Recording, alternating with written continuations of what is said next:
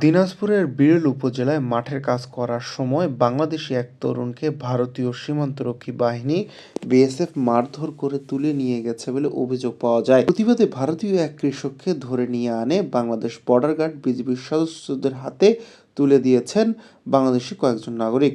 শুক্রবার সকাল 10টার দিকে উপজেলার ধর্মপুর ইউনিয়নের এনায়েতপুর বিওপি ক্যাম্পের দীপনগর গ্রামে ৩২৩ নম্বর পিলার সংলগ্ন এলাকায় এ ঘটনা ঘটে।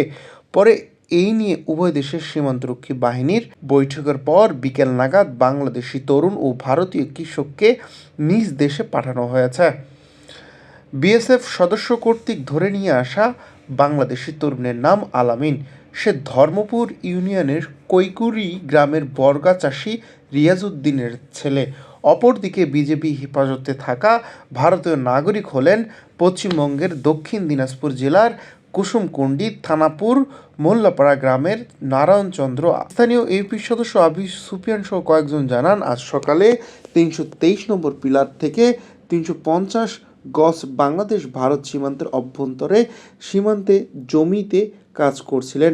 এ সময় ৬ জন বিএসএফ সদস্য তাকে মারধর করার পর বিষয়টি জানতে পেরে দীপনগর গ্রামের কয়েকজন বাসিন্দা ভারতীয় এক কৃষককে তার জমি থেকে তুলে এনে এনায়েতপুর বিওপি সদস্যদের হাতে তুলে দেন। এই ঘটনায় বিকাল ৪টার দিকে বিজিবি ও বিএসএফ পতাকা বৈঠক হয়। বৈঠক শেষে দিনাজপুর ৪২ বিজিবির অধিনায়ক লেফটেন্যান্ট কর্নেল আহসানুল ইসলাম বলেন, ৫ জন বাংলাদেশি কোনো প্রকার বৈধ কাগজ ছাড়াই ভারত থেকে বাংলাদেশে প্রবেশ করেন। বিএসএফ ধারণা করেছিল সীমান্তের আশেপাশে থাকায় কেউ তাদের সহযোগিতা করেছেন। সে সময় আলামিন নামে এক বাংলাদেশি তরুণ সীমান্তের কাছাকাছি ছিল, তাই আলামিনকে সহযোগী ভেবে ধরে নিয়ে যায়। বিষয়টি ভুল বোঝাবুঝি ছিল। আমাদের পতাকা বৈঠকে বিষয়টি মীমাংসা হয়েছে।